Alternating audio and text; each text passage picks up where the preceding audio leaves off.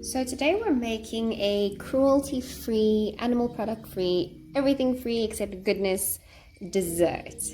And you need just bananas, an apple, I'm trying to go slow, the dates, almonds, a mix of sunflower seeds. We've got desiccated coconut.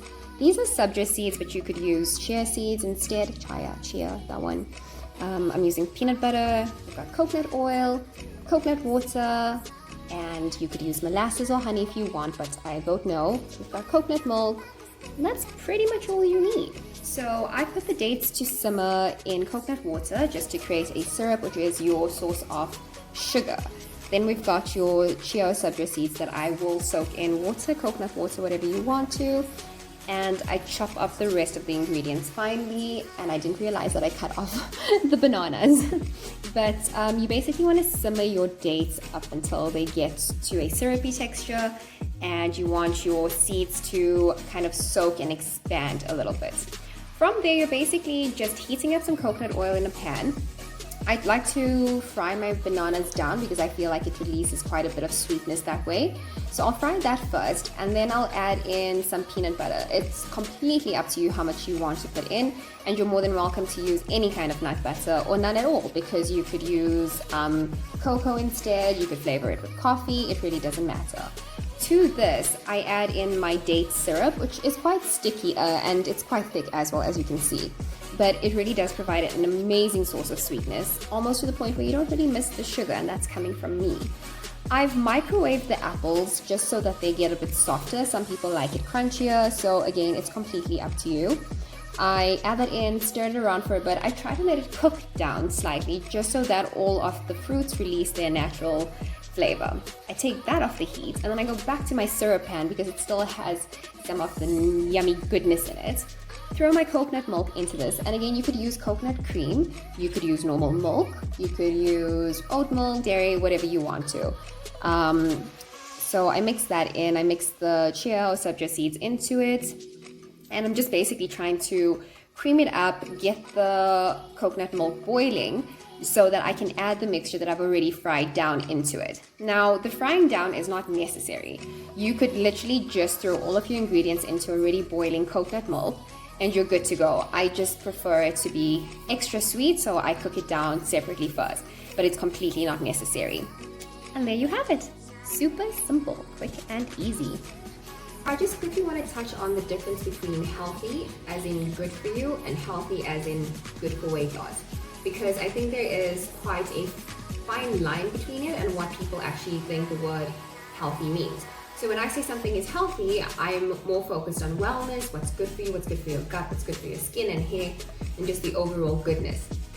Now, when you eat healthy and you eat cleaner, you automatically kind of fall into the realm of, reaching a good body weight for yourself. You automatically kind of level into that realm where you're not going to be retaining unnecessary stuff, and you're not going to be putting on weight in excess. You're not going to be doing all of those things just naturally by cleaning up your diet, which is not the same as going onto a diet that is A for weight loss, B for bulking, C for shredding, whatever the factors are. So when I say something is good for you and it's healthy, I mean the source of all these vitamins and minerals and what it's doing for your body. I mean that kind of healthy. And I think it's important to kind of touch on that. So something like this, dessert, people would say to me, but that's really high in calories. I don't believe in calorie counting. I don't think it's an incorrect method. I myself don't follow it. So someone who is following a calorie count would have to be a lot more careful with a dessert like this. But in terms of living a cleaner lifestyle and switching up into something that's vegan or plant-based and just cruelty-free, you're cleaning up. So yes, coconut is extremely high in fats, especially coconut milk. It's really, it's got a high source of fats. But like I said in my avocado video, it's a healthy source of fats. No, you shouldn't binge on an entire can a day, but adding it to your diet will do you more good than it will harm. It's just about how you kind of incorporate it. So in this specific dessert, we have dates, we have coconut milk, we have coconut water, we've got desiccated coconut. So there's quite a bit of coconut coming through. And dates are also considered something to be quite high in, your sugars, but it's healthy sugars. and we have your bananas and apples. So just to touch base on those, coconuts are extremely high in antioxidants. They're great for electrolytes. They're so good for your skin, just your overall wellness. They lower blood pressure. There's a whole bunch of things that coconut does for you, which you'd know from the numerous things that pop up on the internet. But in conjunction with this here, I try to link my ingredients together so that it's beneficial for more than one purpose. And in regards to this, it's actually antioxidants. There's a lot of antioxidants in this dessert. There's a bunch of vitamins, a whole bunch of vitamins. It's high in fiber, it's high in protein. It's a great source of protein. It's a great source of protein, and it's got 0 animal products in it. So I'm not kind of kicking down any one way of living or any one lifestyle. I just think that it's important to be aware of the difference between healthy and healthy for weight loss. So you could still lose weight having this, but this is a great cheat.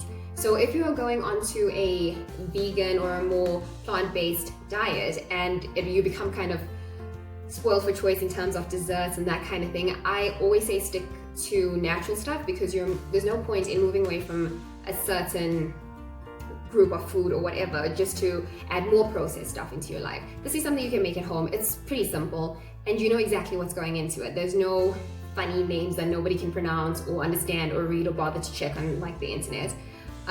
Everything that you put in here you're aware of, and it's put together in a specific way so that it will curb your cravings, give you that little bit of a sweet, you'll feel like you're having something rich and delicious, so you won't crave that much, and it's just boosting your skin, your health. I mean, this as a post-workout or even a pre-workout is great because it's high in energy sources. Coconut gives you a boost, apples give you a boost, bananas give you a boost, all of these stuff. It's great for any of those things. And I would rather use something like this than I would a pre-workout or anything that's got a lot of stimulants or a lot of processed goods into it. So I personally think that it's a good job for me because it tastes sweet, it tastes delicious, it's sugar-free, it's basically everything free. It's just very natural. And you can cut down on the nuts, you can increase the nuts, you can cut down on the coconut milk, it's just a base. And I also use this base as something when I make cereals, because I don't like plain oats because it tastes quite gross to me. But I use this as a base and then I add the oats into that, or I add any kinds of porridges or whatever, and then suddenly it becomes something that's really appetizing and delicious. So I hope that somebody finds this useful.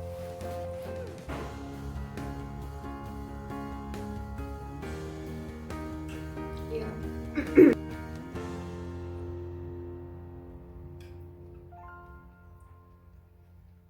I done good. Good job, kid.